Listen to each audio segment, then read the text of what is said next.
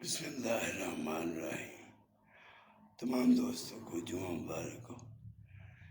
پیارے دوستو، اس مبارک دن کے موقع پہ نبی پاک کی مبارک حدیث مبارکہ، اللہ کے رسول نے فرمایا کہ میرے بعد قرآن پاک کو اور اہل بیت کو مت چھوڑنا، اصلاح پا جاؤ گے، کامیاب ہو جاؤ گے، کیونکہ جو اہل بیت کا گھرانہ ہے، جو کہ اب اولیاء اللہ کی شکل میں ہمارے پاس ہے، ان کے مطابق دین کا علم جو ہے، روحانیت کا علم ہے، وہ سیکھیں اور خود بھی اور اپنے بچوں کو بھی اس پہ عمل کرنے کی کوشش کریں۔